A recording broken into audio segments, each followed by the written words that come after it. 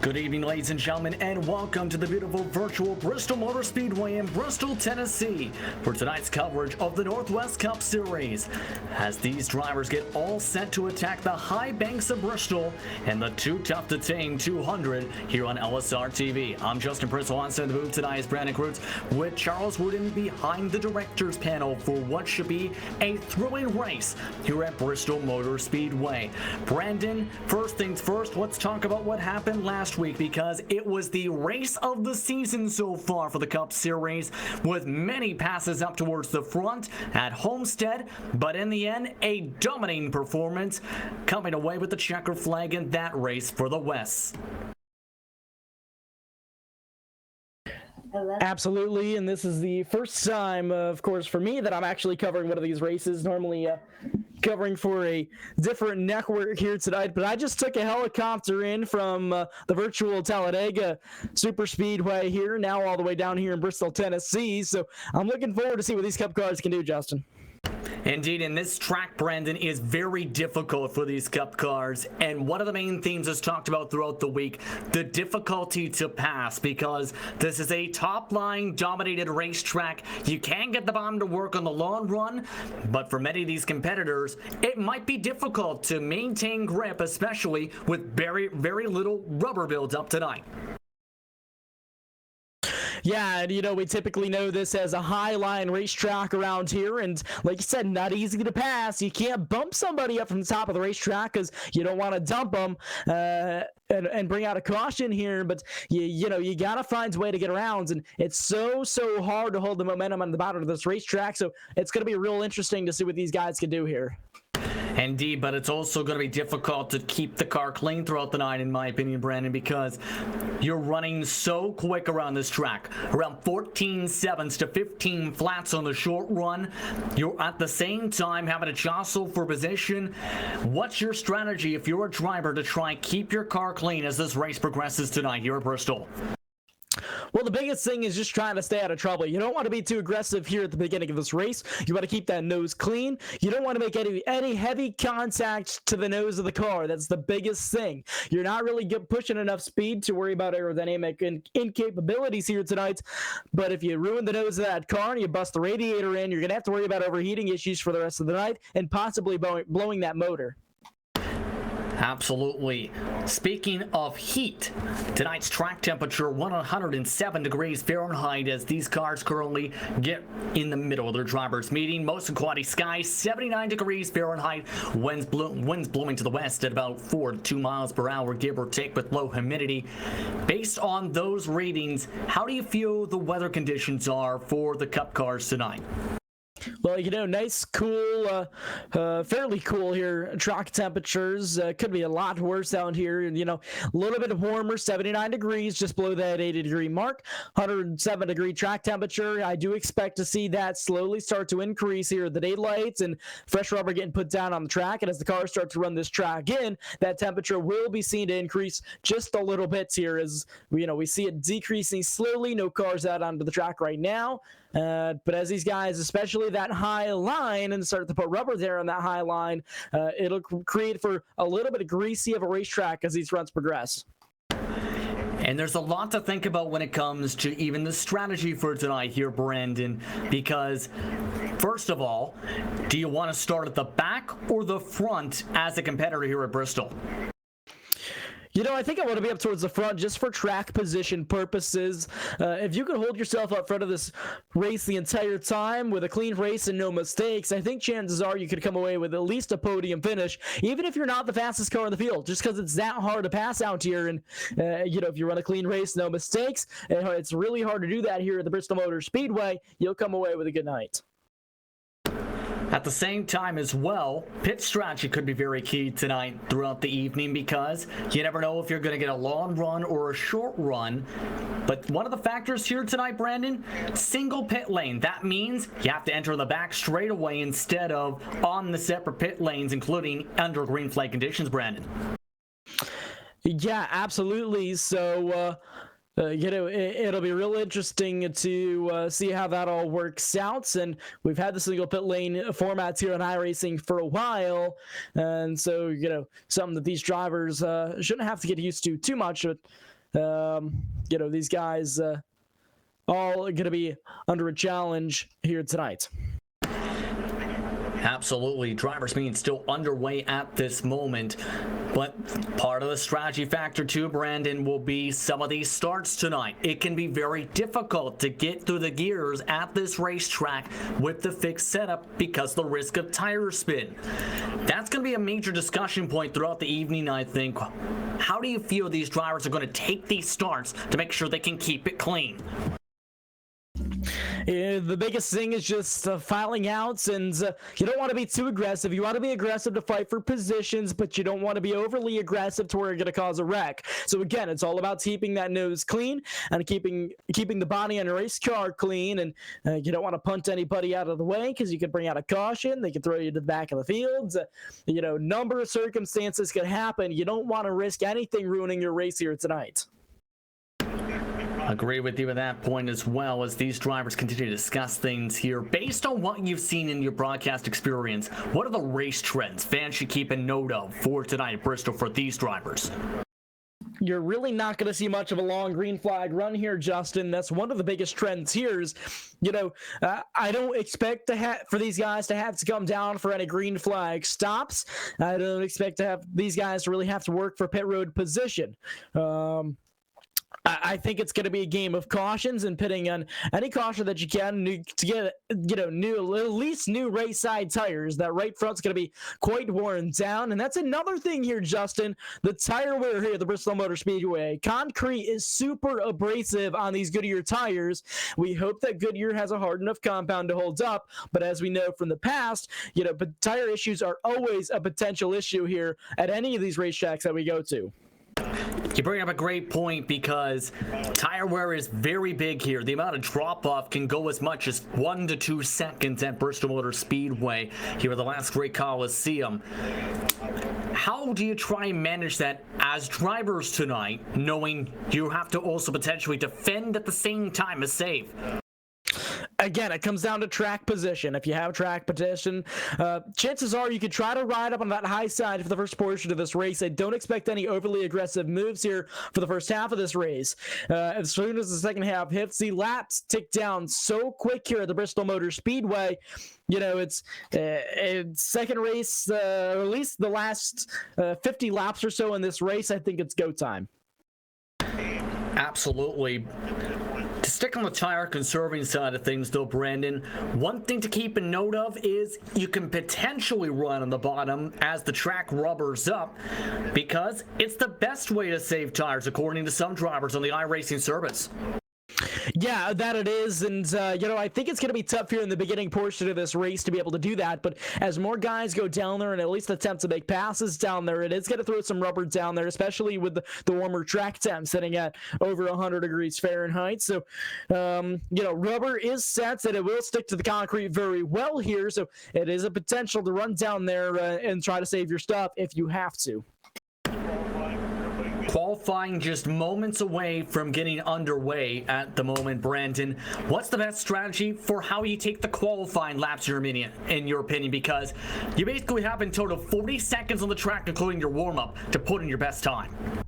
Yeah, absolutely. And, smooth into the corner. You want to try to get that momentum out. So some of these guys will actually dime into the corners here on quarter exit.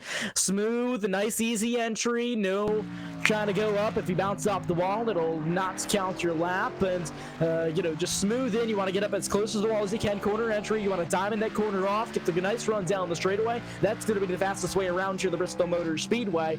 And speaking of fast, going into the point standings here, Dan West Jr. holding up top of the points here for West Family Racing. We know that he's fast here week after week, no matter the vehicle, whether it's the trucks or these cup cars here. Seth Fraser back behind. Sam Christopher White back there in third. Fourth is Sean Brightsman. We know he's fast week after week here in both divisions. Casey Tillman back there rounding out the top 5 in points, and just 53 points separating the top 5 from the leader right now. Dan West Jr. has a 31 points lead over second coming into tonight. Glad you actually brought up that point of the point standings, because West Junior coming off that dominant performance at Homestead Miami to break in the wins column. Fraser already with multiple victories today. You have to go all the way back from outside the top 4 to 26 for your next winner. That's how dominant some of these drivers have been, and some of the consistency that has popped in. Drivers are on the track for qualify at the moment as they try to set their fastest lap times. Currently, Ryan Maines on top of the board with a 14.890. 14.890, Ryan Maines. He's another fast driver that we see week after week. Devin West up there right behind him, 14.932. These guys going to have to make their first laps count, because I think that first lap of the round is actually going to be the fastest lap that they'll get here. So again, Ryan Maines still holding strong at the top of the board with a 14, the only driver with a 14.8 so far. Yeah, some very quick racetrack times at this point. But as a driver, knowing it's a mostly quality sky, do you wait until the end of the session, knowing you've only got 5 minutes now to get your time in, or do you go as soon as you can? I'd say go as soon as you can. You want to go when that track stays cool, and track's hitting at 106 right now, and you want to go when there's not quite as much rubber, when the track is still cool, and when these guys haven't worn it totally in quite yet. So again, this track's going to collect rubber fast, and it's going to get real greasy when it does. Absolutely. Currently, in total, 21 drivers already with times. Justin McClure, Stephen Paulson, and Sean Breitzman are all on the racetrack at the moment, along with Scott Mann, trying to record these times. And you can tell with how they're taking this track, they want to get really quick at this moment up the board, because as we've talked about, track position could be key. Because remember, if you're one of the top qualifiers, you got a pit box on the front straightaway. Do you want to risk the back straightaway by not putting in time? Yeah, that's kind of the biggest thing here also, and a lot of these guys may try not to put in a time if they know that they're not going to be the fastest, maybe try to start towards the back. But again, you're at a disadvantage with a pit stall back there, because the front straightaway, they're going to have the advantage right by the start finish line. So kind of an interesting change up in strategy, but it may not be a race ender, especially if we're pitting majority under caution like I do expect here tonight. Sean Breitzman jumps his way up the board to 4th position in qualifying with a 14.903. In total right now, 27th on back. Not yet recording times in this qualifying session, though Casey Tillman is looking to add himself to the pylon at this point. With these drivers having a couple more minutes until they're done qualifying, I want to ask you this. You've seen some of these drivers before. You see Casey Tillman, for example, having troubles in this Q session. And who do you feel might be somebody we have to watch tonight in this Cup Series? Well, I always have to mention the West family racing crew. Devin West up there here tonight, and trying to look and see if we even have Dan West Jr. in the field. I haven't seen his name pop up yet, so that would be an interesting change in circumstances as well. But Devin West up at the top of the board, up within the top 5, I should say, right now. So he's going to be one to look out for. And watching Q times, Travis Barnes up at the top, and Ryan Maines up there, Scott Mann up there in the 90 machine. Sean Breitzman always one to watch, so there's quite a few of them. Yeah, some of the best drivers in the series up at the top of the pylon. Casey Tillman is in 15th after smacking the wall in his first lap time, should note. Some others, such as Chris White, are among some of the drivers. Should note tonight's race is 200 laps, 100 miles tonight. Fuel window, maximum about 156 realistically if it goes green. Laps 140 to 150 is the longest you can stretch it. You do risk the potential of blowing a tire if it stays green. That's the if though, Brandon, if we stay green in that factor with this 200 lap distance. Yeah, 200 laps to go around this Bristol Motor Speedway. And again, it's going to tick down quick. Lap times down here, we see they're only around the 14-second range. So it's going to go by. It's going to be a quick race here tonight in the daytime. Down to the final 90 seconds or so of qualifying. Chris White, amongst some of the last drivers putting in times, he's in 17th. No one else, though, has pulled onto the racetrack. 31 total drivers, Brandon, putting in qualifying times. In total, a few others electing to stay in the pit lane and stay in the back. Do you like that strategy from some of those drivers to try and stay out of trouble early? Well, I think the best place to be is up towards the fronts, but, either the front or the back here to start this race. I don't really want to be in between because then you're kind of in a sandwich of cars, So I think either or, the fast guy is going to stay up front all night, and these other guys, I think, not taking times, trying to play the safer strategy and start towards the back of this thing. Should know in personal experience, not sure of how it is for real Brandon, the drivers who end up getting ready for the start, 9 times out of 10, there's an incident within the first couple laps. The Northwest Cup Series looks to buck that trend tonight here at Bristol Motor Speedway as they get ready for the end of qualifying in what should be an exciting race. But are you new to iRacing? You can find your way onto the service and find more info by going to iRacing.com to join the many different people across the service, whether it's real-world drivers or fans wanting to have fun on the racetracks and the wide variety of possibilities. Once again, be sure to go to iRacing.com for more information. But it's time to get ready for the green flag for tonight's action, and the man on top of the pylon tonight was one of the quickest cars in practice. Travis Barnes will bring to the green flag. Scott Mann starts in second in the 90 machine. Ryan Mays will start in third with Sean Brightsman in fourth. Jeff Stabnell with a really strong time in fifth. Devin West in sixth. Ricky Bowser in seventh. Caden Anderson in eighth. Bruce Lee Weaver and Stephen O'Hare round out row number 5 tonight, Brandon.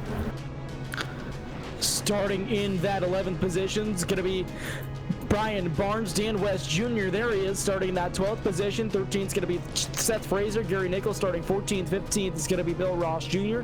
16th, Casey Tillman starting 17th. It's going to be Chris White.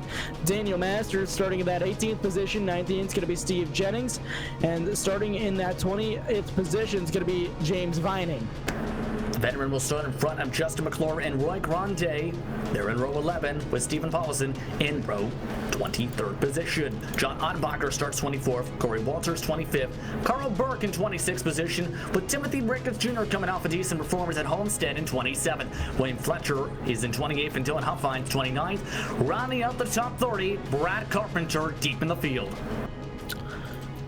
It's going to be Dan Lowther starting in that 31st position, the first non-qualifier here tonight, not taking time. It's going to be Eric Chaney. Jimmy Riggs going to be starting in that 37th spot as I have on here.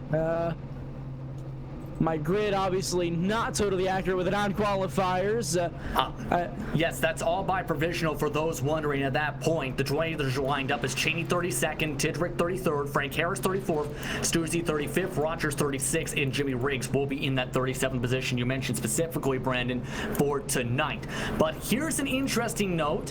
Travis Barnes, the pole sitter, elected to take an EOL along with Brad Carpenter. Yeah, so interesting trade of strategy there, and so these guys going to be starting at the back of this thing so far, and it should end up being, I think, Ryan Main starting up there up front. Yes, indeed. Starts in third position because he's the second car on the bottom line overall. He moves up to the head of the line, so he becomes your control car for the start of tonight's race. But the driver's all set to go at the last great Coliseum, and what should be some fun in Thunder Valley. Half-mile total distance of this racetrack. Again, 200 laps to distance, 100 total miles. Your keys to victory tonight, Brandon. Well, keys to victory, again, keep your nose clean. You don't want to get into trouble early in this race, as it could cause problems throughout, give you issues all throughout this race, and you want to defend for position. You want to play defense all night long here tonight. It's so difficult to pass. You want to set yourself up, and you want to keep those guys behind you where they are, which is behind you. We'll see if these drivers can achieve that goal tonight as they get ready to race on the progressive 26 to 30 degrees of banking. Pace car is off. Green flag is up. We're underway from Bristol. Green flag is in the air. These guys make their way down into quarter number 1 already here, and so far it's going to be clean out front, side by side up there towards the front of this thing. Almost around goes the 13. Look out, Ryan Maines. And that's been a trouble spot for drivers throughout the week on the iRacing service. The bottom line, Maines drops all the way to the mid-pack after losing grip in turns 3 and 4. And now because of that, Scott Mann is up to a massive lead at this point of the race. Nearly 4 seconds is the gap. Jeff Stabnow on the 24 trying to hang on behind him. Sean Brightsman all the way up to that 3rd position. He's got company down below him. Brightsman already with a little bit of rear end damage to that race car. Caution flag already in the air on the speedway. And the no fear machine of Daryl Tidrick amongst the drivers involved. It was craziness in 1 and 2. Dylan Huffangs did a drift around the corner. Some of his fellow drivers, including Travis Barnes, drifted, and then Tidrick got helped around and smashed hard into the outside Sanford barrier. That will likely mean he'll have to use his one and only fast repair. So that's going to bring out the caution flag for the first time of the night here, and it's going to slow these guys down. And again, so far as they run, Scott Mann in first, Stabnow in second, and John Brightsman back there in that 3rd position right now. And I don't expect anybody to to pit here quite yet. Well, Tidrick having to pit, of course, for the blown engine, but no one else joining them for, well, it's only been a couple laps in. Your tires aren't going to be on the cool side anymore. Those tires a little bit more heated up, but there's still the risk of tire spin even on a couple laps old tires when it comes to fixed setup racing at Bristol.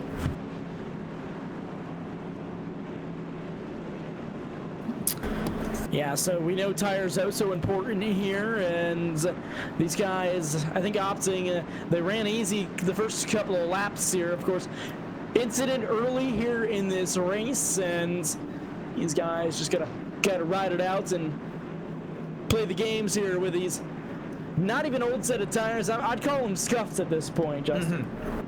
Yeah, they're basically scuffed is the basic point, and have some heat in them as well to be able to have a little bit more speed in the first couple laps. But man, we've seen how much of a factor though that bottom line, if you aren't comfortable with it enough or push too hard, what can happen with what we've seen with that 13 machine of Ryan Maines. Minus 10 from the drop of the green flag from getting that loose. Yeah, I think that was more of a result of cold tires there. He, got onto the throttle quite hard there down off the corner, and Maines, of course, getting sent all the way back. An excellent save, by the way, by that 13 machine. But yeah, I think that was cold tires there playing an effect. Is something else we got to watch out for, especially fresh off of pit stops.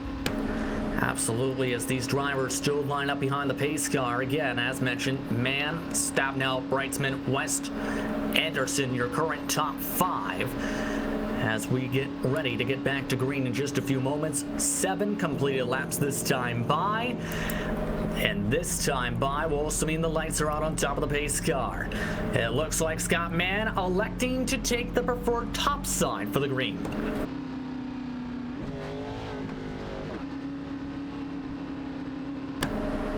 Brandon, it's so preferred here at this racetrack because you can get such a good run into turn 1 and 2 if you can get to the top immediately. Yeah, absolutely, and then I think you're going to see the leader choosing that outside line pretty much all night tonight, and Scott Mann, as you said, Justin, choosing to do so here. 24 machine, Jeff Stabnow going to be below him. These guys getting ready to take the green flag this time around. Then again, Scott Mann, your control car. Green flag is back in the air. And there's the good jump by Mann, quickly able to get single file. Stabnow pulls the second. Brightsman still stuck side by side. He nearly bobbled down the racetrack, and the fight for 3rd position is he's got to find a hole in quick if he wants to keep track position. He's electing to keep it to the bottom, though. Everybody else passing him by on the top. Sean Brightsman riding it down low in that 46 machine, now trying to find a way around. Maybe down there to save tires, we know it works, but again, it's the slow way around this speedway as we have another caution flag once again. Daniel Masters this time to cause the caution flag, and more cars are piling in behind him. This time Masters made door-to-door contact with Casey Tillman, and a couple other drivers had a secondary incident for your second yellow flag of the night. Looked like the 9 machine got over to the outside wall there, and the 03 went down to avoid, and you know, just kind of stacked up there as he went around. He collects the 11 back there as well, so a number of cars getting involved in that accident right there. It's heavy damage to quite a few of them. Yeah, at least a few drivers now are in the situation where they're definitely going to have to use fast repairs much earlier than they may have anticipated with how hard the hits have been at the back part of the field for tonight. But again, top 5, a little bit shuffled. Brightsman been shuffled all the way to 5th position. Dan West Jr., though, right before the caution flag, slipped to 6th position on the racetrack, while his son Devin pushed his way up to 3rd. So West Family Racing showing the speed once again here tonight as always, and you know, Dan West Jr. started all the way back in that 12th position and now gained up half the spots that he did, but of course no nose piece on the front end of that machine, so could play an effect there for him tonight. Now here comes the good question here, Brandon. Do you elect to take the fast repair now and risk losing a lap potentially if you get a long green flag run? Or do you save it and bank it for the end of the race, knowing there's the chance of more attrition? Yeah, I mean, I'd say wait off on this run and see what happens. This race does not have the green flag feel to it, at least not yet. So still a lot of cars up at the lead lap, a lot of cars fighting for position, and a lot of room for error for a lot of these drivers. I think just kind of try to bank off the cautions and play it by ear and see what happens. So again, coming to 14 completed laps, 186 laps to go this upcoming time by to reset the top 10. Scott Mann in 1st, Jeff Stabnow in 2nd, Devin West in 3rd, Bruce Weaver up to 4th, Sean Brightsman in 5th, Dan West Jr. +6 in P6, Anderson has slipped his way to 7th, Seth Frazier +5 at 8th, Ricky Bowser, Gary Nichols rounds out the top 10. Still 2 to go this time by behind the iRacing official safety car here. And so far, name of the game has been attrition for those just tuning in for the Too Tough to Tame 200 here, Brandon. Yeah, attrition absolutely, and we're only 15 laps into this 200-lap event here, so already 2 caution flags off of the initial starts and off of that restarts here of the night. So 90 machine Scott Mann holding strong there to that out. Assuming that he's going to take the outside this time by, he's your current leader. Jeff Stabnow up there in 2nd, and Devin West hanging out back there in that 3rd position. And this time electing to choose the outside line in the Pennzoil machine. 1 to go signal on the racetrack. And again, the longer the runs we can get, the more the track's going to rubber up. If it keeps becoming caution, Brandon, this track's not going to be able to grip up.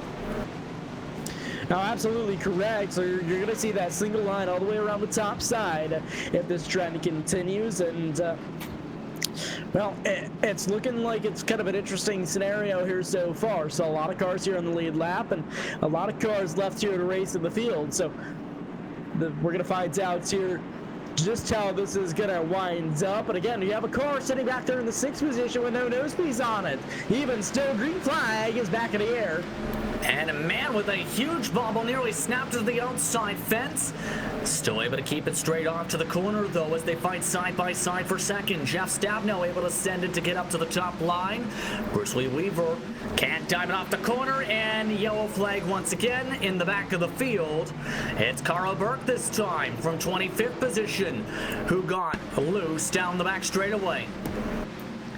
Yeah, well, interesting scenario there. I think maybe some connectivity issues there from the 07 playing a big role in that whole incident. So tough break for that 53 machine going around down the backstretch. Yeah, and the Dale Jr. download machine now with a lot more damage than I think they may have liked at this point of the race. So an hour lap down in the books in the green flag run. About 2/3 of the action so far, though, has been under caution, and this is not how many competitors, I think, wanted this race to go. No, absolutely not, but I think it's what was expected here coming into Bristol. It's such a tight racetrack, and there's so little room for error, and these guys always know coming into Bristol there's going to be a lot of caution flags.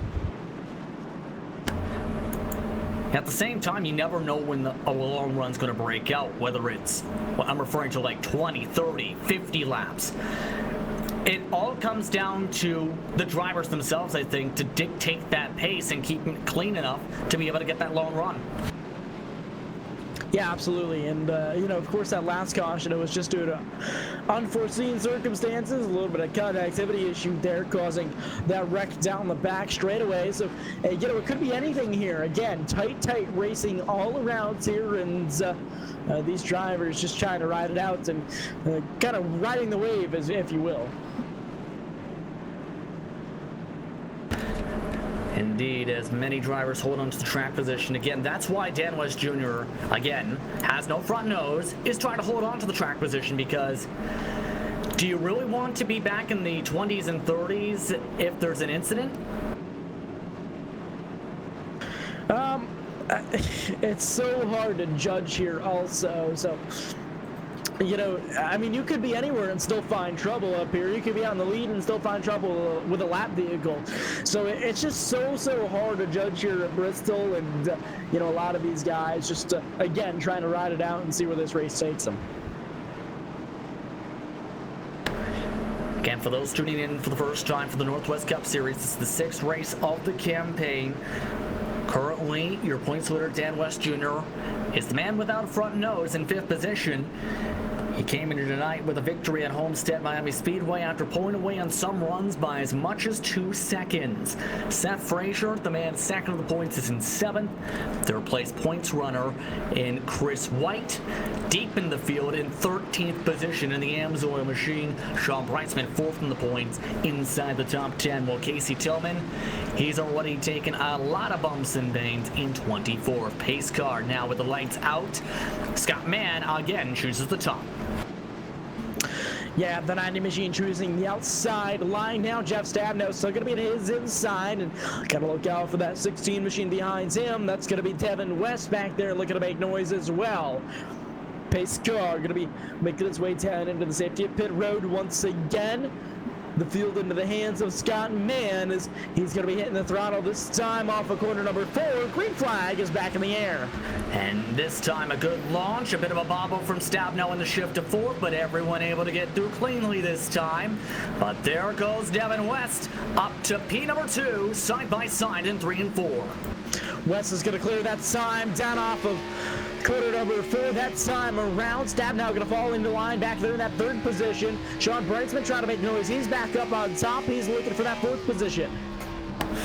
Continuing to scrap as many drivers fight to get up to the top line. Bruce Lee Weaver knew he weaved his way to the apron, drops a couple more positions, and now gets passed by West Jr. on the outside. That 55 has surprisingly good speed for having no front nose. Yeah, absolutely. You're carrying good speed here, about 145 miles an hour worth, but, if you could keep in line, and I'm going to hold that thought because caution flag is in the air once again. Gary Nichols this time gets turned around, and it's Ryan Maines involved in another incident this time. A hard hit for the 13 to the inside wall. Nichols slammed the outside wall and collected 3, 4, 5 cars. Yeah, sights coming there down off of quarter number 4, I believe that was, and around goes the 8 to the inside wall with contact from that 13 machine. They both end up to the inside wall. Huge contact there from the 8 machine and collecting more cars as he shot back out onto the racetrack. So once again, back under the caution flag here on LSR TV for the Too Tough to Tame 200. We'll take a step aside. When we come back, we'll have more racing from Thunder Valley. Are you looking for the best race shirts on the planet? Impact Race Gear has you covered. with first-class artwork and state-of-the-art screen printing equipment. We service the entire racing industry from dirt layouts, sprint cars, modifieds, to asphalt and drag racing. For shirts your fans and sponsors will love and deserve, be sure to call on Impact Race Gear for your next project. Visit our website at impactracegear.com or call 1-877-743-8337. We make it easy to get the best race shirts on the planet.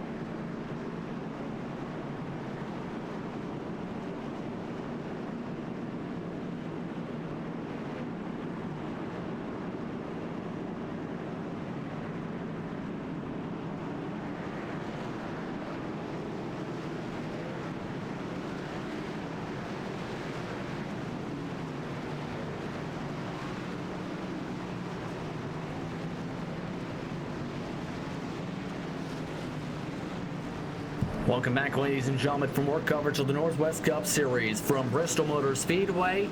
And so far, it's been a race of survival here at the Last Great Coliseum.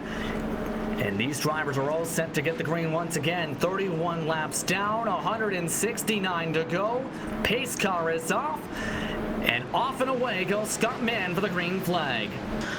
Awesome restart up there for that 90 machine down into quarter number 1. 24 left trying to hang on behind him. As Sean Brightsman sneaks around there for that second position up top. It's going to be side by side.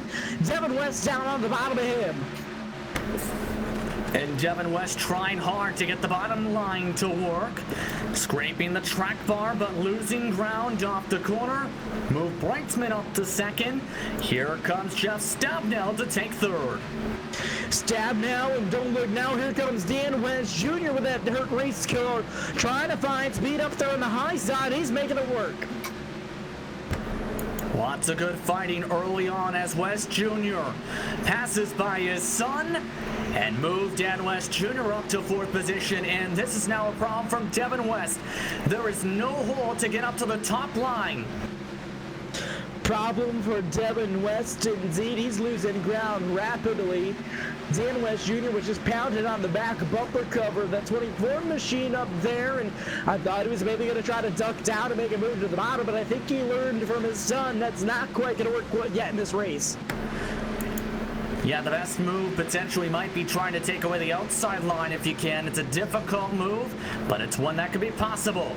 Caution flag again is out again in turn 3. It's Daniel Masters in his second incident of the race in the 03.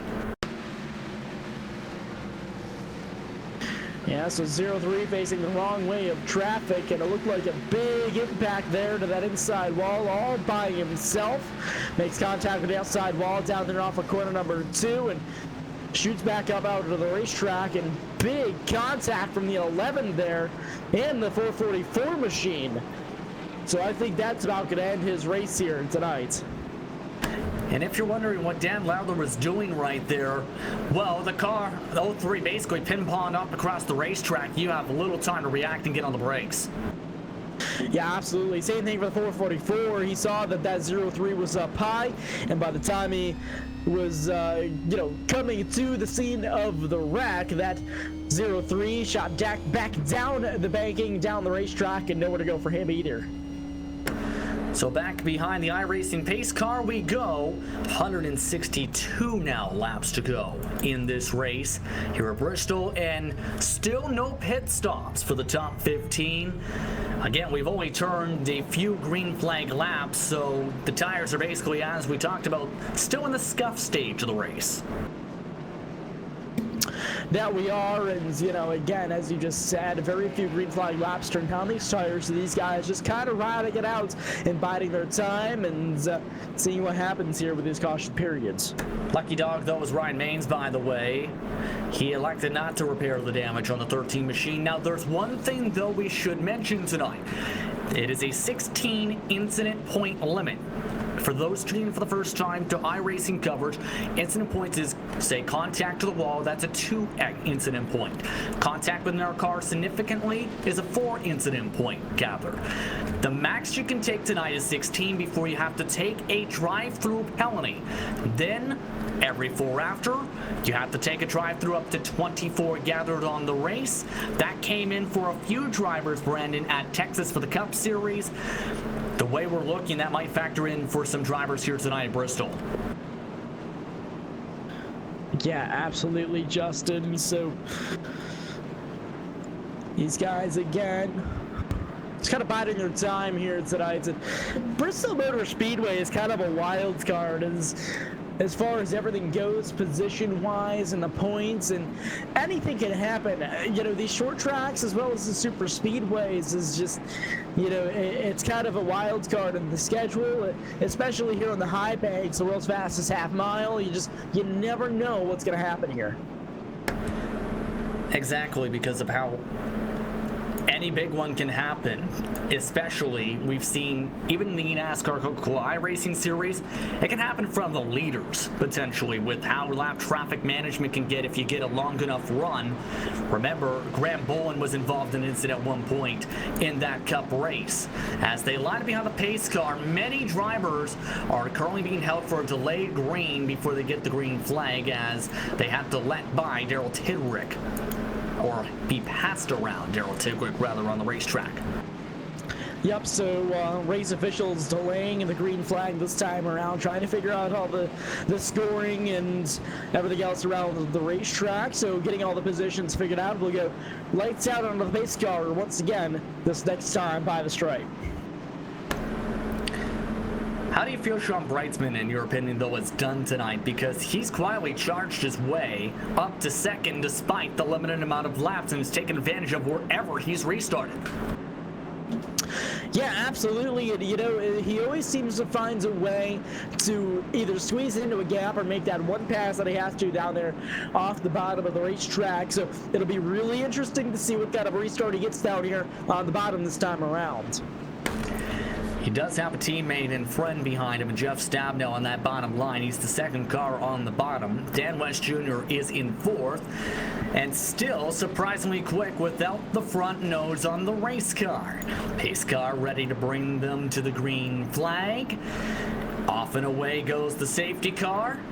Scott Mann holds them down. Green flags up. We're backing away from Bristol, and another good launch from the 90. Good launch for the 90 right there, and I think the 46 was asleep at the wheel there. Just a little bit of a delayed restart there by him, and now he's got company up above. That's Dan West Jr. looking for that second position. Dan West Jr.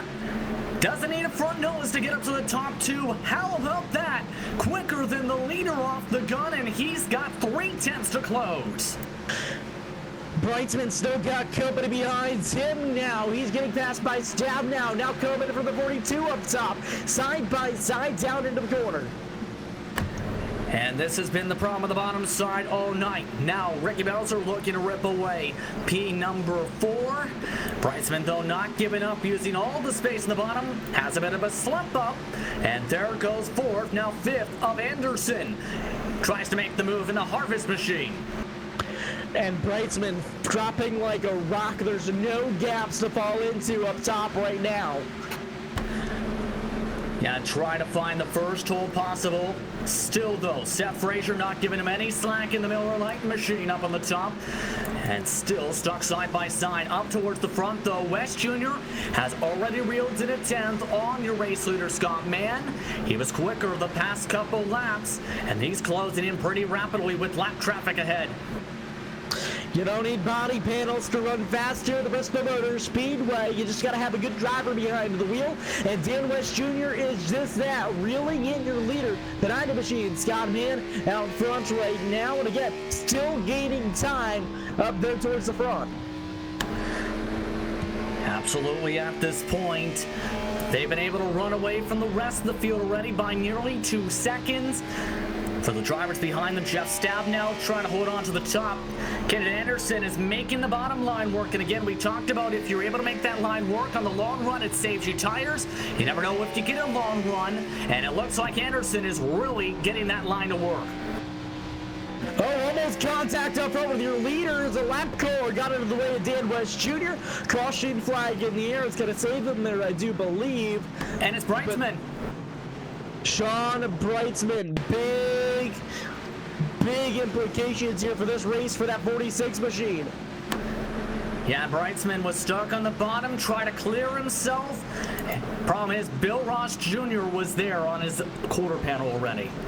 Commentator Skirts, I guess, strikes again. We were talking about him being fast wherever he is around the racetrack, and now a possible race ender for that 46 team. Yeah, that is a big hit and might have to require the potential fast repair and lose some tons of track position with the hit on both sides of the front of the car and as well as the back as well. And if you take a big hit like that, it affects your ability to potentially turn the race car and carry apex speed.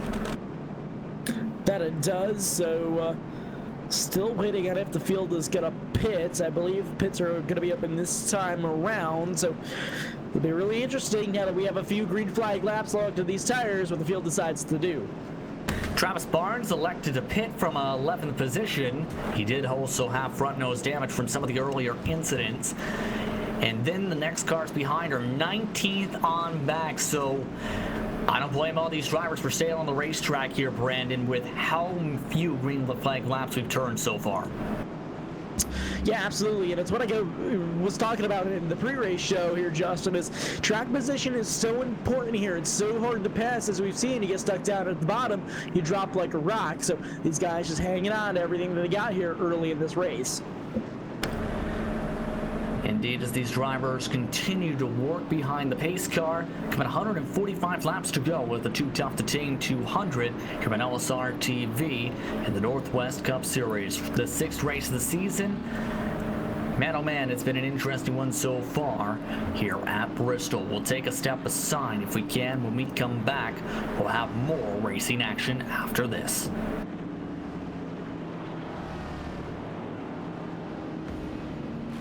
They say everything is bigger. These guys down in Texas aren't messing around. This feature race will separate the boys from the men, the girls from the ladies.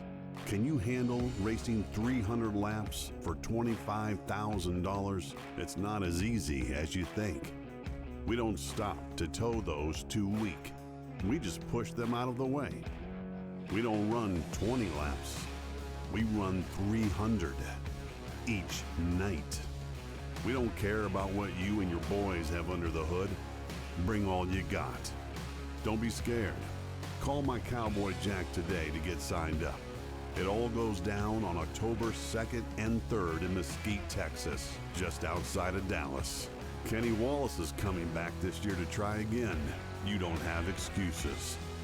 Go to LoneStar600.com now.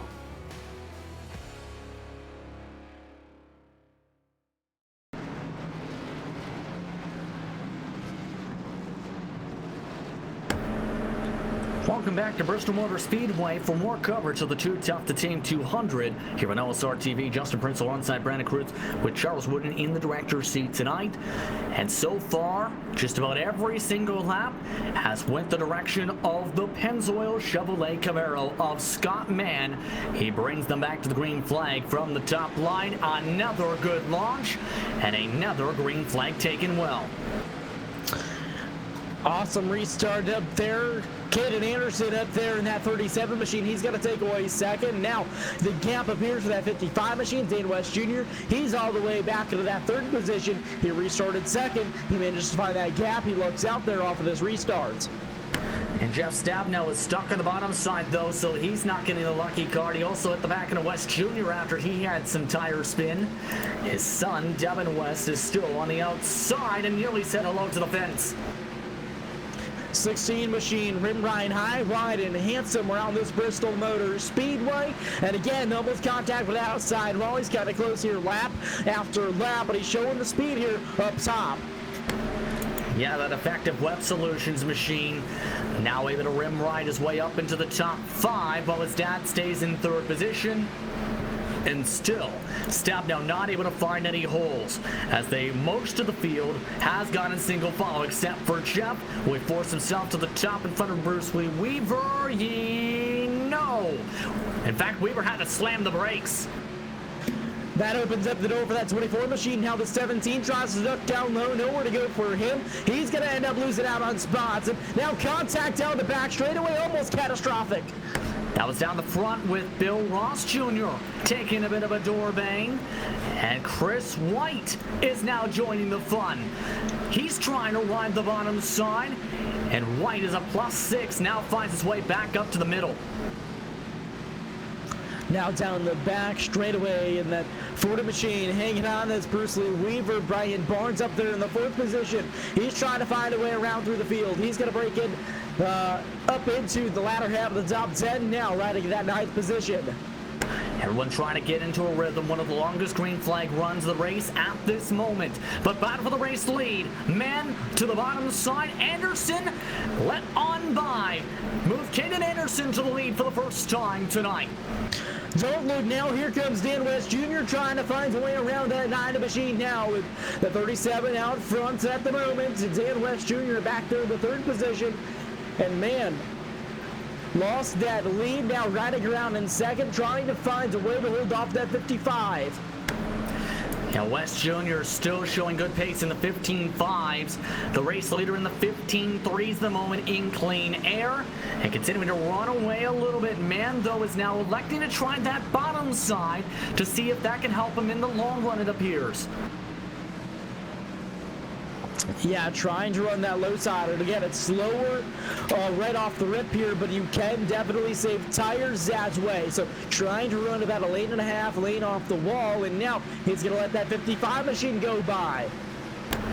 Yes, indeed. So he takes the short run sacrifice to try and save for the long-term gains. You lose up to 0.2 of a second per corner if you run that line, and we already see West Jr. and Anderson, though, are committed to the top line. So very clean run after the green flag already. Under 130 laps to go this time by. More trouble. Stabnow involved, and they continue to pile in turn 1 and 2. And Daniel Masters in a 3rd incident in the process. So looking back on the LSR TV replay, it looked like the 32 just with a big checkup there. See what happened there. The 16 machine up into the outside wall. 32 had to check up, and Stabnow had too much momentum, nowhere to go with it. So hard contact up into the inside wall. And again, Masters was also into it where he ran to the back end of Stabnow's car, trying to slam on the brakes, couldn't slow it down in time. And so we're back under the caution flag, coming to the start of lap number 73 here at LSR TV. Good news, we're inside the fuel window, by the way. If you elect to come down the pit lane, will anyone come down is the question, since we ran our longest run of about 10 or so laps. Shockingly, no, for the top 12 positions, it appears. Yeah, all of these guys just kind of playing follow the leader at the moment, and of course leader Caden Anderson. I don't think anybody really wants to give up their track position right now, Justin. It's oh so important, as we've discussed many times so far here tonight. No one wanting to take risks with how this race has gone so far. Stephen Paulson is the lucky dog in the 58 machine with some front nose damage. Now it becomes the question, how do the drivers compose themselves throughout the rest of the night here on LSR TV? Take a step aside if we can. When we come back, we'll have more coverage of the Too Tough to Tame 200 from Bristol Motor Speedway.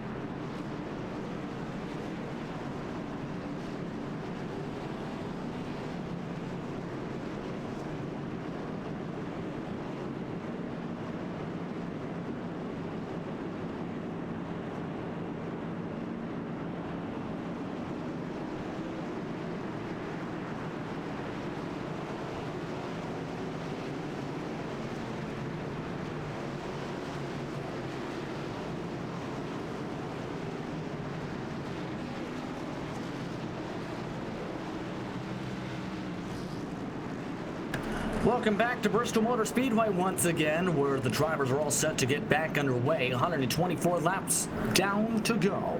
The Too Tough to Tame 200 here on LSR TV. Justin Prince, Brandon Kurtz, Charles Wood in the director's seat tonight as Caden Anderson gets ready to bring them to the green flag for his first time tonight. Back underway from Bristol with a good launch. Dan Wentz Jr. still back there in second. He's going to try to close the gap in front of the 42, and he's going to be able to this time. He's going to slide up to that high side, so put the 55 or keep the 55 in that second position. 42 back there in third to the 90. Scott Mann falling all the way back to that fifth spot now. Scott Mann elected to try and sacrifice the positions and instead go to the top. West Jr., though, is trying to rip his way around the top behind the race leader. Couldn't get a run off the corner, though. Anderson still holding on in the 15 fours, rather, in terms of pace. Ricky Boser back there in that 42 machine, hanging on to that third spot. Bruce Lee Weaver back there taking over that fourth position. Scott Mann back in fifth. Brian Barnes hanging on back there in sixth. That four machine trying to make noise as he gets around the 83 machine back there. Or I should say the 83 trying to find a way around the four machine down on the bottom of the racetrack now. And that's Chris White, who's carved his way from the mid portion of the field in a different look tonight. But we'll now have to look at the yellow flag and the yellow lights across the track because James Vining spun around on the front straightaway. James Vining taking a ride down the front straightaway. Another car hard into that inside wall, as we've seen happen so many times tonight. He came off of quarter number 4 that last time around, and all by himself, he loses it down off to the inside and shoots back up out onto the racetrack. And tough break for him. Single car incident there on the front straightaway. And still, a majority of the cars have not indicated much of this day today that they were even thinking of the pit lane tonight with the green flag situation.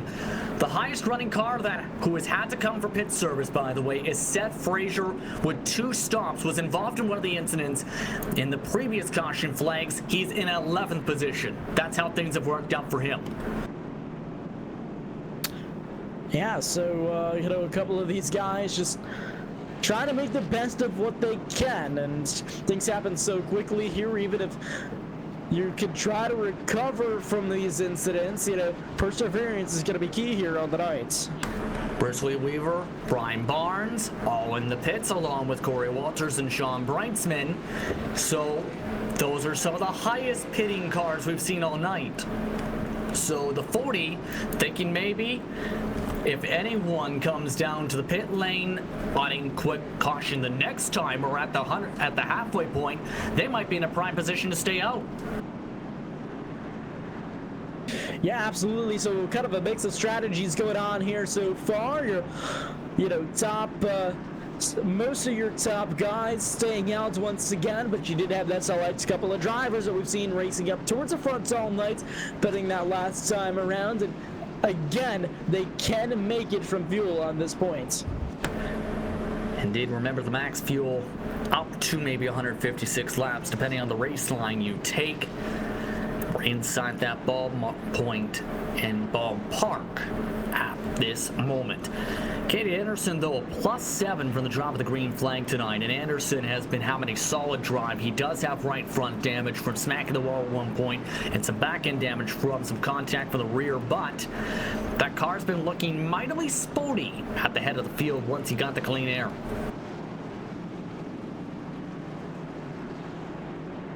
Brendan, your thoughts? So, I apologize. I'm having some technical difficulties on my side trying to get them sorted out here, Justin.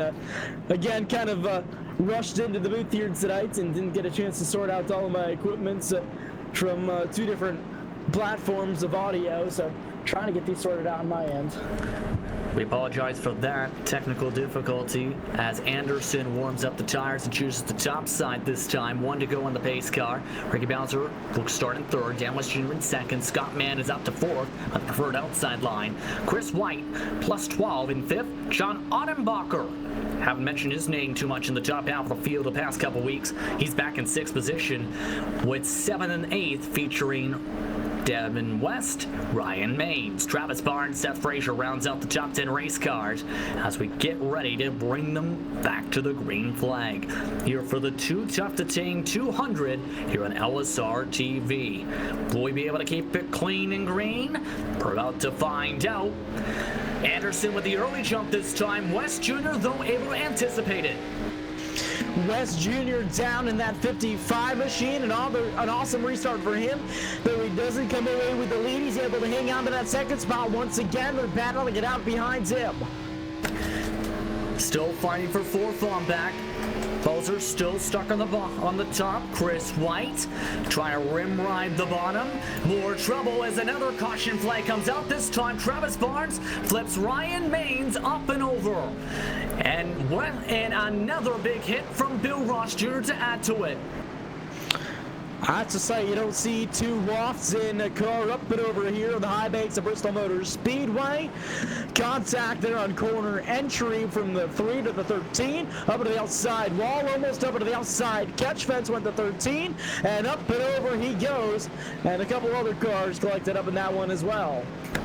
And for Bill Ross Jr., he was trying to slow down a bit, was flying out of turn number 2 at 104 miles an hour before he hit the brakes.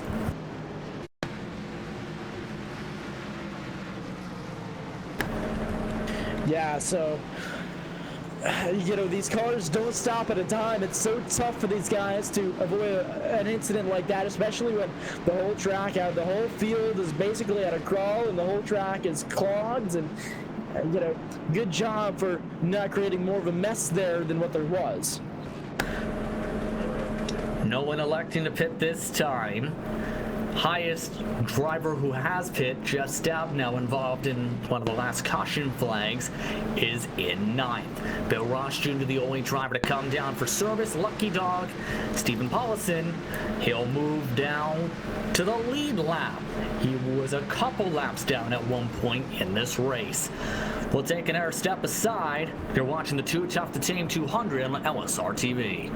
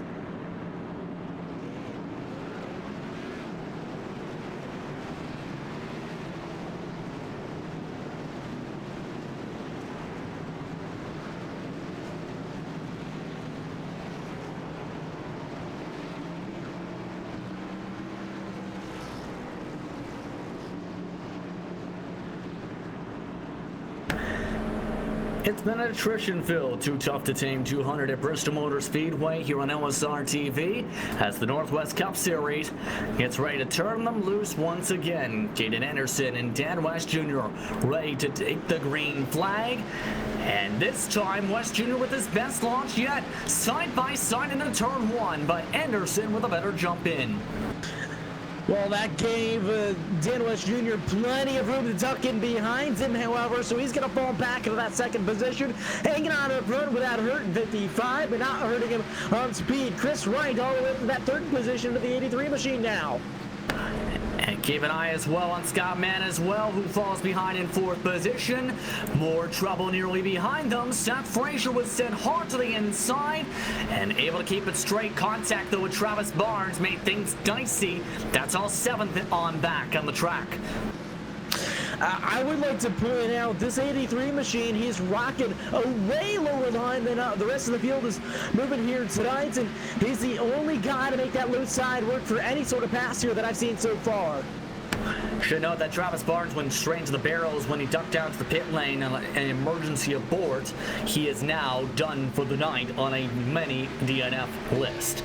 Chris White trying to use the bottom side to his advantage as the track starts to cool down. The track rubbers up.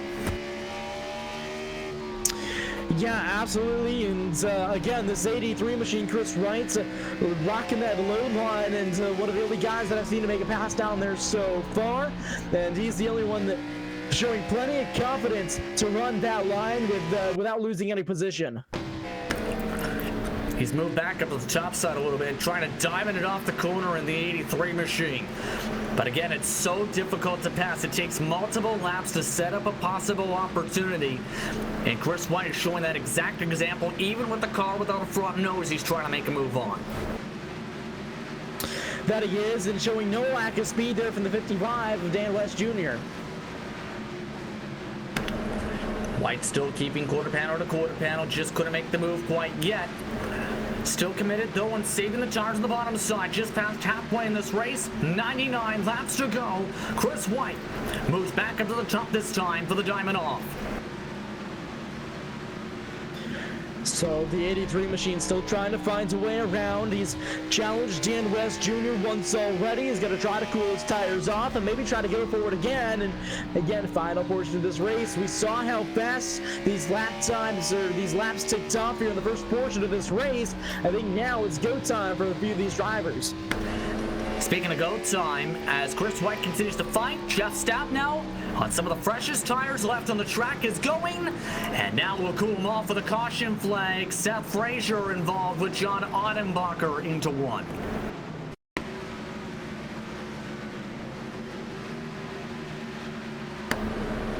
And another incident in this race, Brandon, this time caused off a turn 4. Yeah, so the 89 machine looking like just a little bit of contact there off the wall and not much room to spare there between the 32. And since both of those drivers hard contact, especially for the 89 up into the inside wall. So I think that's about going to do it for him here tonight. Drivers now being reminded, though, on the circuit, should know, Brandon, about the single pit lane. Many of the cars have not yet pit amongst the top 7, should know. So they are still in a situation where if they stay out any longer, they might have to think about fuel even with the caution laps. And Anderson is coming in, but might have passed the pace car on the dive into the yellow cones. Something to watch out for Caden Anderson. We'll see. Keep a close eye on him here. See if he has any sort of time penalty as he goes into his pit stall. Many drivers having to take the full trek around. Remember that blue line indicates the full pit lane being used on this racetrack. You cannot cross that blue line. Drivers in the eNASCAR Coca-Cola iRacing Series were told you can't hug the inside wall, then move up to the top line. Many drivers following that same observation for their runs, but many others should know did stay out. Jeff Stabnow, Scott Mann, amongst the drivers who stayed on the circuit. Everybody else, about 6 on back on the ticker, is coming off the pit lane. So all of these guys coming down off of pit road now, and Caden Henderson making the best that he can. No penalty for that 37 team. Doesn't look like that indeed on the car. He was close, mind you, to passing the whole entire pace car, which was that potential risk for Anderson. But he does come out in 6th position. Here is the situation though. Stabnow, Mann, Weaver, Brian Barnes, and Gary Nichols all stayed out on this caution sequence. Remember, all but Scott Mann have hit at one point in this race. That they have, so should be really interesting here up there for that 90 machine. And Jeff Stabnow going to be your new control car up at the front of this thing in the 24. And Stabnow, mind you, is only on a couple lap old tires or so. He was running as the quickest car on the track at the time of the caution flag. And this falls right in the strategy too we talked about for Weaver and Brian Barnes. They were going to stay out if we got a quick yellow or two. They just got their wish as they line up with 1 to go until green. No surprise, Stabnow takes the top. No surprise at all. It's the line you want to be in, and it's up to Scott Mann down at the bottom to get the best start that he possibly can. And a bit of a mix-up for the start. Drivers are being informed to wait until turn 4. This is a possibility that's been seen at Bristol Motor Speedway, where there have been green flags on the backstretch. Some drivers, though, ran to the rear end of their fellow competitors, not expecting that to happen. Caution flag being displayed on the speedway once again. Caution flag is displayed on the speedway once again. That is from race officials. They're going to stack them up. They're going to try it again. We'll go through a whole caution period now. So if lights are not out, I think we're going to, if lights do not go out down here in the front stretch, I think we're going to shoot to a quick commercial break, but we'll see what happens here as they come around out of turn 4 once again. Again, remember, single pit entry was inserted in part for the eNASCAR Coca-Cola iRacing Series race. They inserted Colossus as well for the national TV broadcast on Fox and FS1 this past Sunday. So, there is the possibility of things like this happening on the racetrack, and unfortunately, drivers like Bruce Lee Weaver paid the price for not expecting that situation. Pace car is out on the racetrack for the time being. We'll take a step aside. More coverage of the Too Tough to Tame 200 coming up after this.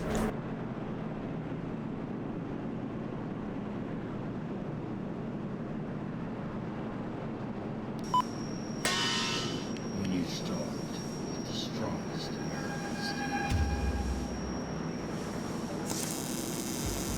like the smartest generals, let artesian quality craftsmen do the work. What you end up with is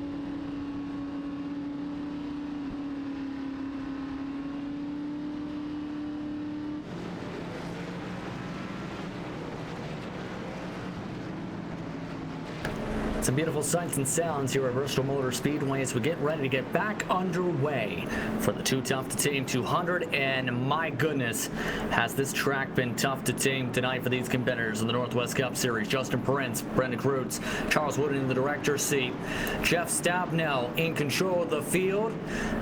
And he will be helping his drivers with the launch. Green flag is out. The top line gets a good run, and man collects Weaver. Weaver saves it. We stay green, but barely. Unbelievable save back there. I don't know how those drivers did it. Unbelievable, we stay green. I'm surprised too, but the tire spin gave Stabnow about a 1 second lead. So there goes the advanced count that the leader gave the rest of the field. Brian Barnes looking for that second position down here in that Ford machine. I think that bottom lane is starting to come into effect. Man, gonna let him go down low. Barnes up to second of that Ford machine. Remember, man is on the oldest tires in the entire field. He is one of, in fact, the only driver who has not taken service at all in this race, and you're seeing the consequences of that decision making. 55, Dan West Jr. gets around him for the third position. Now West has his eyes set on second place, and up ahead of him, that's going to be the forward. Yes, indeed, and that's Brian Barnes, who is on only a few lap old tires, holding on to second, using the middle line to try and dime it off. West Jr., though, has been sporty, even though he hasn't had to use a faster pair all night long. West Jr. able to ramp it a little touch, and Barnes takes the cut inside, gives the spot to the 55 off 4. So now up to that second position is Dan West Jr. The Ford falls behind him and setting out a rocket ship even with a damaged race car is that 55 of the machine of Dan West. Dan West Jr. currently separated now by 4 or 5 car lengths to third position as he tries to reel in Stabnow. Stabnow 2/10 slower, Brandon. Last time by, the 55 is a-coming. That he is, and Jeff Stabnow is going to have to be on the lookout now that we know that bottom line can work to make a pass. Stabnow loose down the back straightaway. Here comes Dan West Jr. Stabnow now trying to diamond it off. Can West Jr. get enough momentum to make a move? Quite yet. Still within a car length. Lots of speed carried. Bit of a bobble from the red and white car of Stabnow. West Jr. to the inside. Can he get the job done? No. Slides back up to the middle. He's got to regroup. He's got to try it again here within a couple of laps. He's got to keep those tires cool if he wants any help at holding that lead later down. If we get a long green flag run, the momentum from the 55, nowhere to take it. He had to check up down off of corner number 4. Still close on the back bumper. West Jr. able to diamond it better. Pushes up. Nearly hits Stabnow. What a save by West Jr. That could have been disastrous. That was almost catastrophe for Dan West Jr. and the 55. They both managed to save it. The 55, he holds on to second, now already regaining traction on the 24. Taking a look at the times as the gap starts to close. Another 2/10 regained by West Jr. He's looking to try and go back-to-back still. 2/10 of a second the distance, this time a little bit more patient compared to the last send.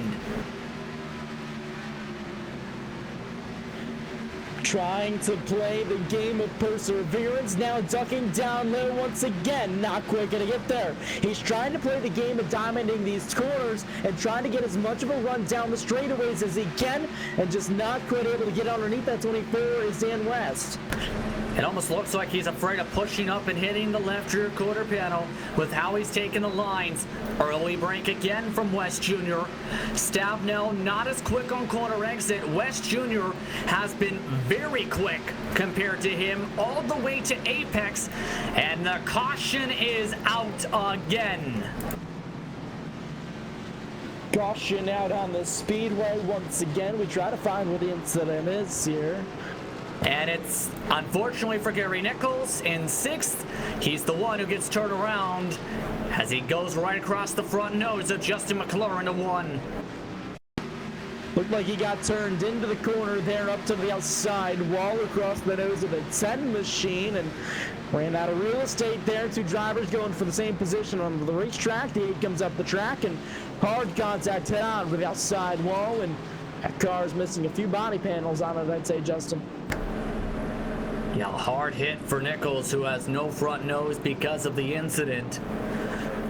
And the pace car now gets ready to rumble into turn 1 after the caution flag. Justin McClure again was the car on the outside line, the Catmobile, involved in the incident. Remember, everybody's already taken at least one pit stop tonight, except for one. Scott Mann dropped to 13th position. And now he's finally taking his first set of tires all night. So Scott Mann bringing that machine down pit road for the first time for him tonight, and I am actually very impressed that he went that long in that set of tires. Do you think it was a long enough run, though, for the freshest tires in the field now for him and a couple others to matter? Well, I think it is going to help him maybe make a few passes here, but he's got to be real careful. He's still got to conserve because we still have quite a ways to go in this race. Steve Jennings joined him, by the way, in the pit lane. Gary Nichols also joined him. Nichols do not get the front nose. Reappeared onto his race car. Everybody else stayed out amongst the top 11 positions. How they stacked up right now: Jeff Stabnow in the lead. Dan West Jr. had a couple chances before the caution flag to take the lead. Couldn't get enough time, though, before the yellow. Brian Barnes in 3rd. Seth Frazier 4th. Ken Anderson in 5th. Justin McClure still in 6th after the caution flag. 7th, Ricky Bozer, Chris White, Casey Tillman, Roy Grande round out the top 10 on the racetrack. So, coming down to 65 to go next time by behind the pace car. Brandon, overall tonight, with the green flag laps we've had tonight, who's impressed you the most? Dan West Jr. has got to be the guy that's impressed me the most. You know, he's been able to stay up front. He's gotten awesome restarts lap after lap. He's riding up in 2nd with missing body panels, you know. Bristol Motor Speedway, granted, it is a short track. It's the world's fastest half mile. These guys are still pushing 140 miles an hour into these corners. There's still some aerodynamic disadvantage for that 55 machine. It just proves that he's got a good race car under him here tonight. And you have a good driver, too, that's in said race car. And it's always going to be a question as well, though, of when he uses the fast repair, if he still has it available, if as long, I believe he actually does, yes, indeed, since there's only the one pit stop, I should rather say, how he's going to be with a front nose, mind you. Yeah, and, you know, bound to have a fast race car either way, but, you know, he's at a disadvantage even still, and he's able to challenge up for the lead. And if he didn't get involved in an earlier incident, I can only imagine how fast that 55 machine would be right now. But again, still sitting on a rocket ship where all these guys up front. Dan West Jr. needs to get a restart here. They're on the throttle. Green flag is back in the air, and he's got company. It is outside. And that is Seth Frazier saying hello on the outside in 1 and 2. Frazier, he tried this on a couple drivers in the last run. He's going to try the outside now. He's used a fast repair and 1 second. Yes, he's got it. Move that 32 machine up to the 2nd position. Now Dan West Jr. falls back to 30, found that gap right there in front of the 4 machine. And now Brian Barnes looking to make noise up there. He's pounding on the back door to that 55. Here goes Frazier to the bottom, a bit of a drift. Can't carry the momentum he needed, and a shot from West Jr. Yeah, I think it was ran out of real estate there. The 55 machine had to slam on the binders, and now down low. Spinning goes to 32. Caution flag back in the air. Your 2nd placement into the inside wall. That's the 2nd time Frazier slammed that inside safer barrier. And this time it might be game over with how hard he hit the inside wall. He tried it. Problem is, he couldn't grip it. Yeah, trying that inside line, as you said, and just, you know, so late on corner exit. The back end just steps out, and unable to save it was Seth Frazier, rather. And man, oh man, you know, he was showing the really good speed up there and just trying to make a move and not able to make it work, and he really bites the bullet on this one. Tad insult to injury, he just missed his pit box, and now, remember, he's already used at least one repair tonight. He's going to have to get that done manually on the race car. Under 60 laps to go from Bristol Motor Speedway. We'll take a step aside. More coverage of the Too Tough to Tame 200 on LSR TV is up once more after this.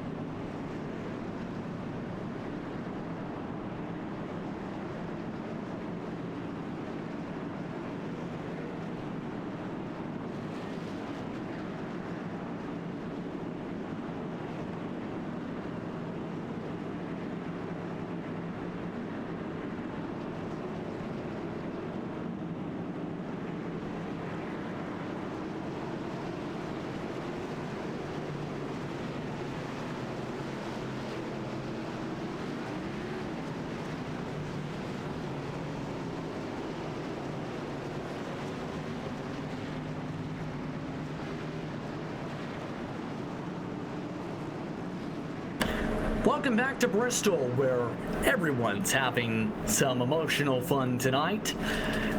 Grab your cats, give them a hug, because we're ready to go back green. And what should be some more exciting action, 55 laps to go here at the world's fastest half mile. Jeff Stabnow onto the gas, green flag. The green flag is in here once again. Stabnow with another good restart. Dan West Jr. looking down low, a little bit of a wobble down there off of quarter number 2. He's going to hold that number 2 position now down off of turn 4 down the front straightaway. Dan West Jr. really protective of that top line. Anderson trying to wheel his way in third, a bit of a bobble, and still able to get things going. Keep an eye though on the 51 car, Roy Grande. He's been quiet throughout the night. He's up to 6th with a pass on the 42. Up to that 6th position in that 51 machine, and yeah, he's been awfully quiet, but all the way up almost to the top 5 now is that 51 Roy Grande trying to make some noise up here in the top 5. Check that P7 as he tries to now close in on P6. They also have Scott Mann on the fresh tires in that grouping. As Grande, can he take the top line from McClure? No. McClure, though, consistently on the bottom, now loses the top. Bit of a gaggle back here up towards the top 5. It's the 4 machine down low. Brian Barnes, he's going to lose a couple of positions. Almost a catastrophe down there last time off of quarter number 2. But those guys fighting around that wobble, and he's going to lose positions. Now back to 5th. And the more these cars fight, the more that allows Grande to come back into the conversation now for a top 5 and a plus 16 race. Chris White, though, committed to the bottom side. In the fight for third, Anderson still holding on. Contact in front of them. West Jr. hits Stabnow, and Stabnow just able to save it. More contact as Chris White sent sideways. He pushes up. Here comes the Ford, making 3 wide off of turn 2. 3 wide at Bristol. Oh man, oh man, oh man. Almost 4 wide down here. The world's fastest half-mile, Thunder Valley, showing some 3 wide racing here tonight. Everybody manages to collect it. We stay green. And everyone able to stabilize it after the contact from West Jr. Set Stabnow loose, checked everybody up, and now all of a sudden what was a 3-car gaggle has turned into half the field fighting for position. Chris White hanging down there, trying to get underneath Caden Anderson above him. One of the guys that we've known to make that bottom side work, and he's trying to hang on down there. He's going to have company from Devin West behind him as well. West moves back up to the top side, into the straight, into the corner though. West can't get the diamond off to get underneath Anderson. Chris White, though, very committed to try and keep it side by side, but they've already fallen 1.6 seconds back. That doesn't matter. The caution is out again, and a big gaggle of cars have to check up in the middle of turn 2 after Scott Mann got into what appeared to be Casey Tillman. So tough break back there for the 90 machine, and see if we can go back on replay and see what happens. Down into quarter number 1, it looked like just again cars fighting for real estate. They were almost 3 wide up there, and the 9 machine goes around. Tough break for the 11. He gets collected up in that as well, along with a couple others. But I'll tell you, that was a big break for Dan West Jr. up towards the front of this thing in that 55 machine. It looks like that 55 was on the verge of losing it, and now I see that he's disappeared from the top of the scoring pylon. Dan West Jr. taking the opportunity to hit it pit road. And he's also jumped out of the race car too. So interesting situation now for the 55. He's still got the car in the garage, in the pit lane, so he has the opportunity, if he chooses to, of course, to jump back into the cockpit. It's the matter of if he does now in this situation without the front end. But Ricky Belzer, Brian Barnes, Casey Tillman, Justin McClure all elected to pit this time. Wow, weird set of circumstances going on here right now at Bristol, and yeah, so a few of your leaders deciding to hop down into the pit lane this time by. And I don't blame him at this point. Still 40 laps to go this upcoming time by on the cycle. And remember that incident count we talked about now going to definitely be factoring in for a decent chunk of the field at this rate. And something to point out with Dan West Jr., by the way, he went into the corner right as the caution came out. The car kicked sideways on corner entry, and he immediately shot down, and violating the pit lane rules of the single pit lane, he ducked down the backstretch set of the pits there, and front stretch. Yeah, for the front stretch. Thank you. I want to say it was maybe a mechanical issue with some of his equipment on his end of things, but yeah, that was a really odd-looking incident with Dan West Jr. there, Justin. Yeah, and should note, Casey Tillman, EOL, since he's now reached that incident point. Bill Ross Jr., a DNF. The amount of cars in the DNF list: Frank Harris, still on the track, by the way, 26 laps down. Bruce Weaver, 40 laps down. He's done. Ryan Main's done, 56 laps down. Travis Barnes done, 64 laps down. Chase Finding, 80 laps down. Daniel Masters, 90 laps down. Dylan Huffines, 92 laps down. Brad Carpenter, Stephen O'Hare, Timothy Ricketts Jr., Dana Rogers, all done for the night. Eric Cheney and Jimmy Riggs did not take the green flag tonight in this event. So it's been an interesting affair tonight. The lights are out on top of the pace car. By the way, you can add BJ Tidrick to that DNF list. So all these drivers taking it behind the wall, they're all going to be done for the night. Jeff Stabnow back up front. He is going to be your control car for this restart. Chris White behind him, or I should say down below him. 24 on the throttle. Green flag is back in the air, Bristol. 38 laps to go as Stabnow able to get a decent jump again. And the question will be, how long can we stay green this time? Make it 3 wide again as Scott Mann and John Brightsman make contact. They're able to save it. They keep it collected. We stay green here. Another wobble down under the entry of turn 1 for Mann. He hangs on to it now. Back up towards position number 2, Chris White. Did have company from the 16 machine. A little bit of a wobble from Devin West out off the corner. That's going to set him back a little bit. Yeah, some good hard fighting across the field at the moment as the drivers continue to scrap for positions. But the top 5 able to single file out. Again, Roy Grande, one of the storylines of the night. He's been able to avoid mostly every single incident, just some back-end damage, and now is in the top 5, one of his strongest runs this season. Strongest run this season right now, and making his way down up top of that 51 machine, trying to make some noise is Roy Grande, and not quite able to get there, but he's up in the top 5 now, Justin. Yes, indeed.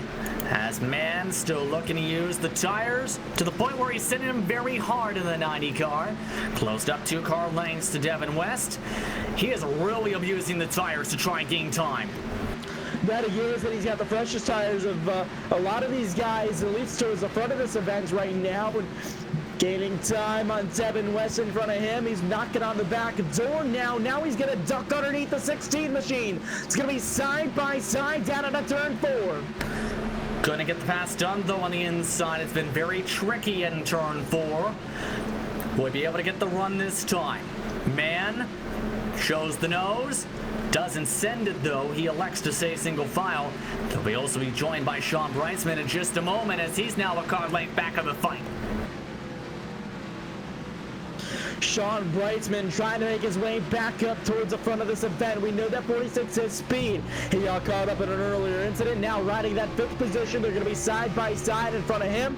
Where is he going to go? He's got high, he's got low. Now that door closes up top. He's going to try to diamond the corner down the back straightaway. Still can't get the run though on the inside line. And the more these cars fight, the more they lose time to the top 2 drivers. Mann again inside. Can he get the slide? No. But West had gotten tight. Mann gets mission accomplished. Up to 30 goes. Brightsman up to 4th. Brightsman trying to jump on that opportunity. At least gain 1 spot out of it. Now he's stuck down low. Trying to make that pass work on the 16 machine, and not quite clear, but he will be this time down at a turn 3. Brightsman able to slide up to the top, but as this has gone on, they've got some good news. They can close in time because Chris White, he's been looking to make some passes on Jeff Stabnow a couple times. He's been side by side the past 3 laps. This time it looks like he'll reset because Dan Stuzzi will be on the bottom of the racetrack in just a moment in lap traffic. Brightsman ducking low for that 3rd position. Can't quite get there back in that position. The 46 machine trying to time in these corners, trying to get a good run down the straightaways, at least get to the quarter panel of that 9 machine. Just hasn't been able to get there quite yet. Now battle for the lead up front. They're going to be side by side again. There was a little bit of contact. Sparks fly for the battle with the lead. Stabnow still holding on to the top line. Chris White still consistent on the bottom line. Can he force Stabnow off the gas? No, this time he actually loses ground on the bottom side. But Chris White has been very content on that line, knowing the advantage of the tires on that grip. With one of our longest runs of the race, Chris White is in a good spot. That he is, and it's going to be a caution flag on the speedway once again. Again, going back to pace speed. And it's Roy Grande this time. Got tangled up with Justin McClure after McClure pushed up while Grande pushed down. Yeah, it looked like just ran out of real estate there. The 10 machine tried to find room up squeezed a little bit off the quarter exit there, down out of turn 4, and sent the 51 machine around. He almost had it saved, and then a little bit more contact and a little more help around. And the 51 machine stops there on the front stretch. That'll bring out yet another caution flag here on the night, and we're back to the crawl here under pace speed. And that was actually an exciting run here, and with how many caution flags there has been, this has brought out a strategy situation I don't think any of us anticipated here. There are so many different tire cycles on this racetrack that everyone's head's probably spinning. Yeah, you know, it's really interesting scenario here with the whole tire situation, the heat cycles, everything that's, you know, going through it. Of course, trying to regather just mentally for each restart, trying to figure out what you got to do to get the advantage. You look at it, you're doubled up, you know, coming back to the green flag. You look at who's around you, you look at what opportunities may open up, and once the green flag drops, it's go time, especially this late in the race. You know, you got less than 20 laps to go, and you know, these guys, it's so mentally draining for these guys, especially up fighting for the lead. Absolutely, especially since, mind you, it's actually, if you look at the data in this race, Brendan, it's almost like a stagger forward of old tire, freshest tire. What I mean by that is Stabnell's on tires that have been on the car since lap 73. Chris White has tires that have been on the car since lap 106. Mann has tires that have been on the car since lap 133. Sean Breitzman since 142. And then Bowser and Barnes since lap 159. And then you have a couple more drivers separating all the way back to the 181 lap tires, which are the drivers who just hit. So, yeah, it's kind of an interesting pattern. Yeah, it's indeed it is, and you know, it's hard to pick out any one driver that's on the same build strategy as you. It's kind of like Snowflake. There's never more than one of the same one, and again, there's never more than one car the same strategy here, at least to your front runners tonight here at Bristol Motor Speedway. And of course, the amount of cautions that we've had that presented that opportunity for these guys to all pit at different times, and like you said, Justin, different drivers got tires in different laps, and all of these guys, not one of them are on the same strategy up towards the front of this race. Lights out on top of the pace car this time as Stabnow chooses the top side. Who do you think's got the best shot to win this now with so many different cycles? I don't know. I honestly do not know, because that bottom line is showing that it can work to possibly make it pass. If a driver wanted it bad enough, I'm sure he could find a way to get it. So it's, you know, obviously Stabnow being the control car, he hasn't proven himself to be the fastest car routes here, meaning a lot of these guys are showing really, really good speed tonight. But pace car ready to make its way down into the safety pit lane. It does, waiting for the 24 on the throttle. Green flag is back in the air. Him and his teammate Sean Breitzman off on the gas pretty well. Breitzman taking away the top line and drop Chris White, 2P number 3. Everybody else quickly able to form up inside the top 5. White trying to make a move to the inside. That time around, not going to make it happen. Breitzman now wanting the lead. That caution is on the speedway once again. And it's Steve Jennings this time who takes a big shot from Roy Grande.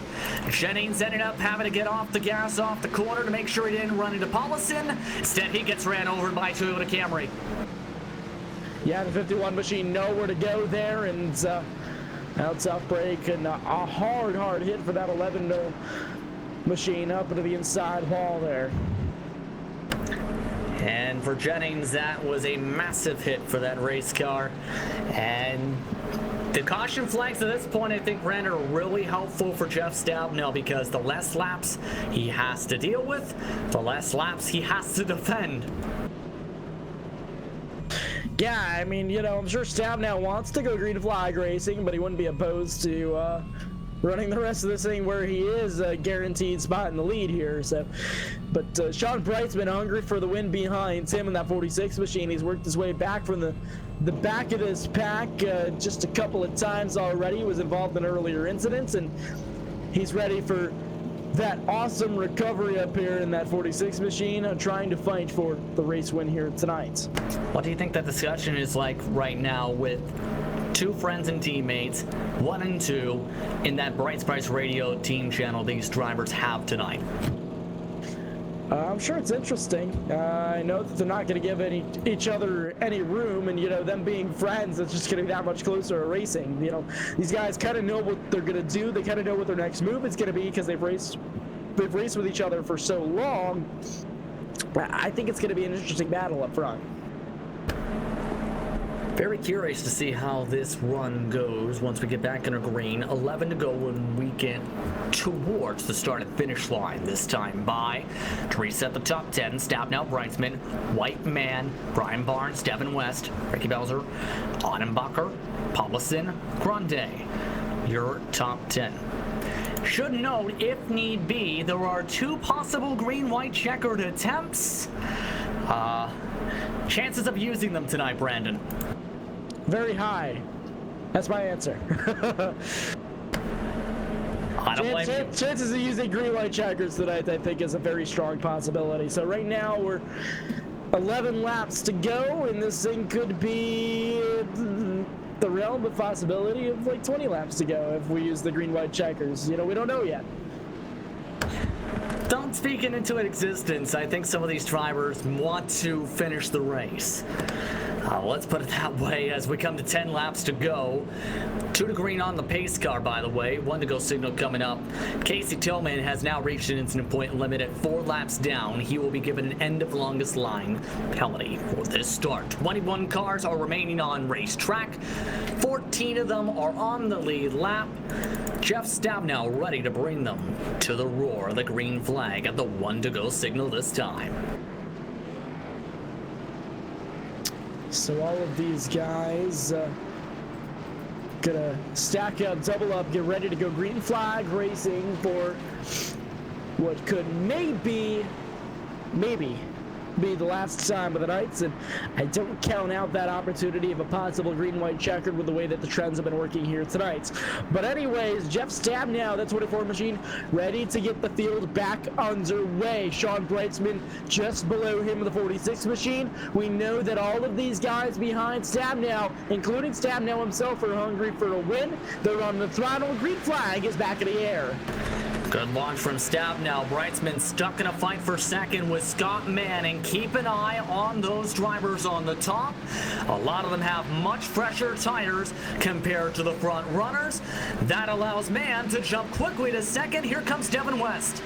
Devin West was trying to maybe look for an opportunity to pass the 46 machine there. Now he's going to tuck in right behind the 90. He's going to follow his tire tracks. He's trying to find a way around Sean Breitzman. They're going to remain side by side. Almost contact to the rear bumper of the 90. Almost like a 3 wide. Catastrophic. Big wreck down the front straightaway into 1. Around goes your leaders. Everybody involved. And it's the big one at Bristol. Caution again. And it's never good to go 3 wide off the corner in turn 4, especially at Bristol. And that is why, as Devin West, Scott Mann, and Sean Breitzman all tango up and nowhere for anyone else to go. Now it was 3 wide coming down off of turn 4, and Breitzman hard contact at the outside wall, almost up and over, and the 83 involved, the 90 involved, obviously the 16 is involved, and yeah, a lot of your fast front runner guys involved in this incident here. So that took a lot of the contenders of the night are now in that incident. 5 to go. We're in green-white checker territory. All of that moves Brian Barnes to second, who was able to get through. John Audenbacher is in third. Rick Belzer, Corey Walters rounds out the top 5 as a majority of your remaining competitors were involved. So a whole new set of faces up front. Not guys that we haven't seen up front yet, but a new set of faces towards the end of this race. But of course, Jeff Stabnow still leading this thing out front. Tempers are flaring here at Bristol Motor Speedway, and that is something that can potentially happen. All I can say is a lot of the discussions amongst drivers are going to be very colorful tonight at this point. Yeah, absolutely, and you know, Justin, it's been an interesting night here for us at LSR TV, and you know, I'm sure for a lot of these drivers as well, it's got to be so frustrating out there on track. You know, you're trying to log a good run in here, and the heat cycle just through the tires, and you know, I imagine the frustration for some of these drivers towards 5th, 6th place that are trying to gain positions is just through the roof right now. Absolutely, especially for the drivers who might you were just inside the top 5 and then bam, you're turned into a US MTS modified on the racetrack like Sean Brightsman. Which, by the way, Sunday, catch the USMTS Modified Series once again here, LSR TV. We got a few weeks of those guys. They put on one good show the last time around this past Sunday, and looking to do it again for this next upcoming weekend. Again, USMTS Modifieds live here on LSR TV. Good time for that plug, Brandon. You and Nolan Rempo had a lot of fun, though, in that first race, didn't you? Yeah, absolutely we did. And, you know, the view count was through the roof, and probably one of the biggest events that I've ever done myself here in my racing commentary career. And, you know, I've been in this game since late 2016, so it was a lot of fun for sure. And it was a thrilling finish for those who missed that, but it's natural green-white checker time. We are not within the 2 trigger GWCs, but we have 2 to go when we get to the green flag. Jeff Stabnow on the top side is the control car. Brian Barnes in 2nd. Bowser in 3rd. John Annenbacher in 4th. Devin West, Corey Walters is the top 6. Stephen Paulison, Dan Stuzzi, Roy Grande, Gary Nichols amongst the top 10 runners. Will we get the white flag is the question of the night. Pace car is off. Away we go. Jeff Stabnow with another good jump out front, and he's looking just to get around to the white flag. The 4, Brian Barnes behind him. He's going to tuck in. He's got company from behind, but he's going to hold it up top. Now coming out of turn 4, white flag this time presented by East Coast Motorsports Media. Race is official. Brian Barnes looks to rip away the race. Stabnow gets bump and ran. Barnes inside. Stabnow on the top side. One last set of corners. The popsicle machine. Will he get the run? No. Stabnow wins it. His first one of the season. And they wreck across the line. The 4 machine. He gave it all he got. Brian Barnes comes home in the 2nd position at a side-by-side battle for the win. Unbelievable finish here in Thunder Valley. And would you believe we were discussing this, Charles and I, tonight with Jeff Stabnow and what his expectations were for the race? He was not confident about this race. The thing is, Charles made note of this. Usually when he says that, he wins. Guess what? He won tonight. That he did, the 24 machine in victory lane, and I'm sure he's real confident of that race car now, Justin, and he's going to come around to the front straightaway, and he's going to burn it down for the fans here at the Bristol Motor Speedway, the world's fastest half mile, and he's putting out a smoke show for all these fans that stuck around here tonight. For Jeff Stabnow, his first win of the season. Heck, it's even his first top 5 of the campaign. Let's take a look at your unofficial race results after an eventful one from Bristol. Stabnow able to take the checker flag tonight over Brian Barnes by 0.076 seconds. Ricky Bowser finishing 3rd with Devin West in 4th. Corey Walters rounded out the top 5. John Annenbacher 24th to 6th. Stephen Paulison 23rd to 7th. With Gary Nichols involved in a few incidents, he still came home in 8th. Dan Stuzzi came home in 9th, one of his strongest finishes. And Chris White got shuffled out to 10th, Brandon, at the checkered.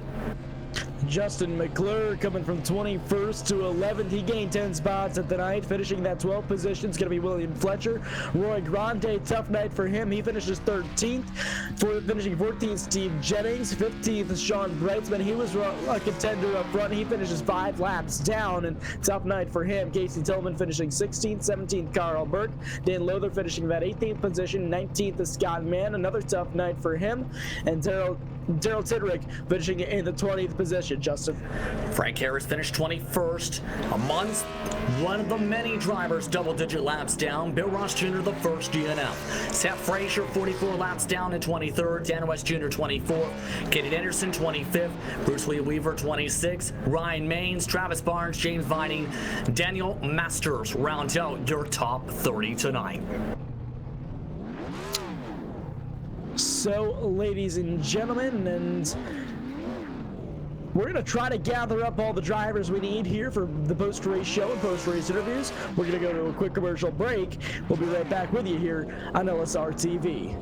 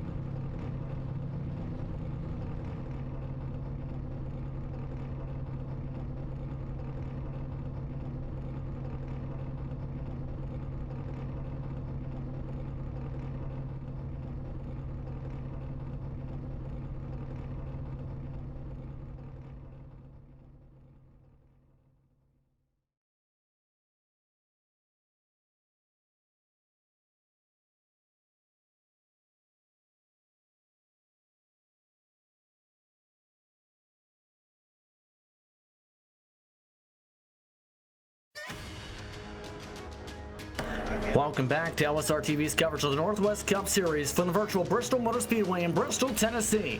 As we begin your Clan Wars Servers post-race show. Clan Wars Servers, the official communication partner of LSR TV. Let's start third through first for your interviews tonight. I'm standing by with the third race finisher first off. Ricky Bowser with a strong run tonight. Ricky, how's it feel to come away with the top 3 tonight? Ricky, do you have a copy? Try this one more time. Ricky, do you have a copy, sir? We apologize for that apparent technical issue. We will work to rectify the issue. We'll see if we have Brian Barnes, then your second place finisher. Brian, do you have a copy? Yes, I do. Okay, Brian, how does it feel to come home second tonight in an eventful one? Pretty stoked with it. I thought I had a chance there when I had better tires towards the end there, and for a second I was pretty stoked with it. Talk us through that final lap, because you had a strong shot of trying to make a move. You had much fresher tires than Jeff on that final run to the checker flag. Talk us through it from your perspective. Well, kind of glad I got the inside for the last shot, because with the better tires, I figured the inside would work. But I definitely had to leave them a lane. wasn't going to run them up a hill, so it just didn't. It came up just a bit short. In the end, though, still one of your best runs this season. Easter break is coming up, but after that, the series heads to Atlanta Motor Speedway for 154 miles of racing action. Your thoughts about Atlanta? One of my favorite tracks. It should be a fun time. That should be a fun one once things get underway for that one. Anyone you want to thank for your top 3 finish tonight? Thank the Northwest boys for putting all this on, and you guys for broadcasting it. It was a good time. Congratulations once again on the top 5 tonight in the second place finish, Brian. Good run. Thank you. That's Brian Barnes coming home second tonight. I believe Brandon's now standing by with his third place finisher in Ricky. Yeah, Ricky, you come home with a third place finish here tonight. That 42 machine sitting on rails for the good portion of this race. We saw you fight up within the top 10 all night. How did that race car feel out there, and how you feeling after this race? Pretty happy with the third place finish at Bristol. Brian and I had better tires up there up front, and I thought for sure they were going to get into it and I could sneak by, but it was a clean race. A lot of fun between all the cautions. Yeah, absolutely. And, tell us about those caution periods. And obviously, a lot of mayhem out on track tonight here at Thunder Valley. You come home in this third place finish and you kept your nose clean. Tell us how it was trying to get through the field here tonight. I tried to stay up front as much as possible. I figured stay out of the mayhem. You got to stay up front, which there's a few things up front, but it was pretty clean up front most of the race. And tell us about that second to last restart there. You saw the field get collected in front of you, and you come home in the third place. For that restart, you kind of maintained where you were. Just go through that final restart for us. Did you have a game plan of what you needed to do, or were you just going to let it ride out? After that caution, I thought I might have had a little bit of damage, so I wasn't sure how well it was going to handle. So we went into one, and everyone kind of backed off behind us and came clean from there. So. And, again, you coming home in the podium finish. Is there anybody that you'd like to thank or shout out to here tonight? Just like to thank the guys that run the league. It's been a lot of fun so far this year. Well, awesome job tonight, Ricky. Again, podium finish, and thanks for talking with us. And now I believe Justin is standing by in victory lane with your race winner. Yes, indeed. Jeff Stabnow, you were talking about earlier tonight about the confidence of this evening, and Charles Wooden called his shot, saying usually when you don't feel the most confident on the track, you come away with the win. Guess what? You came away with the win, and not only that, on up to 50-plus lap-old tires than most of your competitors. How does it feel? Oh my God, I feel like I stole one and I'm all kinds of wore out from wheeling that thing around on those old tires and trying to fight them off. Can't believe I actually got the win out of that. I really was feeling like I had the wrong strategy there, and I don't know how we made it work, but I'm wore out. Talk us through that final restart, because you had to fight hard to hold on to that lead with Barnes charging the inside. Oh, I didn't have anything left on the rear tires. I had just spun them horribly on the last 3 or 4 restarts, so I didn't really feel like I was going to get that big jump that I'd been able to get earlier. I'd been doing pretty good with the throttle and working that second gear on that restart, but I knew I wouldn't be able to pull that off, so I'd been able to hold the outside all night, so I just figured I'd take the outside and just make that car as wide as I could. If I've ever cleared him, I'd run the middle and keep that car as wide as I could. He got inside me, and honestly, I kind of thought he might get it coming off a fork, and I think he could have if he'd have made contact. But Brian kept it clean, and I think he kind of let me have the win there to keep it clean. So just a testament to the kind of driver Brian is. So definitely appreciate that. But what a ride it was on those old tires. Absolutely. And the interesting thing, again, with how that strategy worked out was it was an attrition-filled race tonight. You were involved in some of the incidents, in fact, at some points, Jeff, and had to use a fast repair at one point. How difficult was it to try and keep a rhythm with how the race flowed, in your opinion? It was very difficult, and that's probably what played into my decision to keep out there at the end. It was just difficult. Too many cautions. You just start to get a rhythm, maybe, and do I save tires or do I go all out, right? I mean, you're going to have a cool down cycle. The next time the caution comes out, you're going to have a cool down cycle, and you have 3 or 4 fast laps on those tires again. And how hard do you push it? And do you save tire? And it felt like there in the middle of the race, I kept making the wrong decision, right? I'd try to save tire, and then as soon as I'd give up a position or two trying to save some tire, the caution would come out, and I'd get stuck on the inside again. I know the inside was not where you wanted to be on those restarts. So, yeah, it was real tough to make decisions, to decide whether or not you wanted to pit for fresh tires. Just the whole strategy call was real difficult there because you didn't get any long green flag runs, and you always thought maybe you would. Yeah, you never knew when there was a chance of a run, absolutely. But a couple things.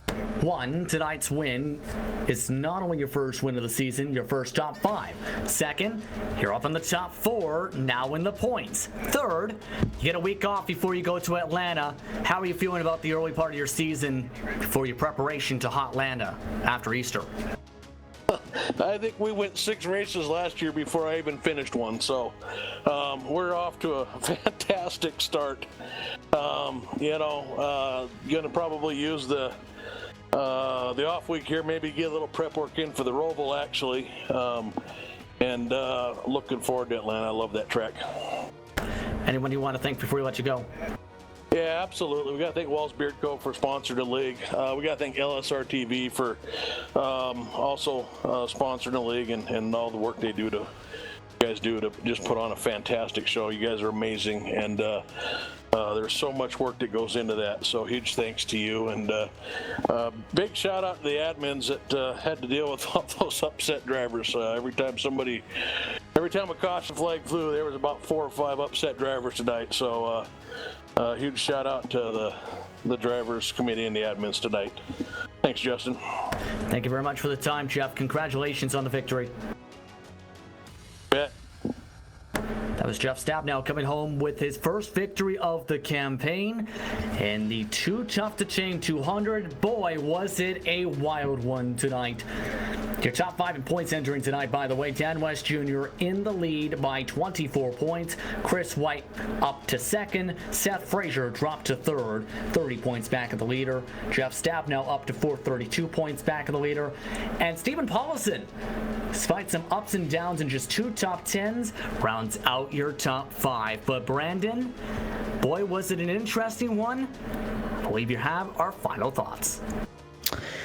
Yeah, it was an interesting race for sure. And ladies and gentlemen, catch all the action here live on LSR TV, your home for sim racing, and tune in the next 3 nights. The 13th annual Schaefer's Oil Spring Fling presented by VLR again right here live on LSR TV. And on Sunday, this coming Sunday, once again, we'd like to welcome the USMTS Modified Division. The United States Modified Touring Series, USMTS, is the fastest growing and most popular open-wheel dirt modified touring series in the world, attracting some of the most talented and professional drivers in North America. The fan-friendly formats and exciting show creates for an enthusiastic and loyal fan base, such as what we saw on Sunday.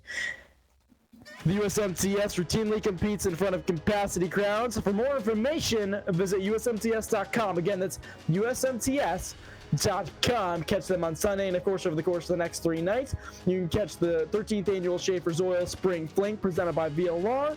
And Thursday night, you can catch the Northwest Truck Series race from Bristol. And again, ladies and gentlemen, from all of us here at LSR TV, Charles Wooten behind the cameras, Justin Prince here, my co-commentator on the night, and myself, Brandon Kreutz, would like to say good racing and good night. We'll see you next time. This broadcast is the copyrighted work of LSR TV and may not be rebroadcast, retranslated, or used in any form without the express written consent of 52 Media LLC and iRacing.com Motorsports Simulations. LSR TV would like to thank you for your support, and we hope you enjoyed tonight's broadcast.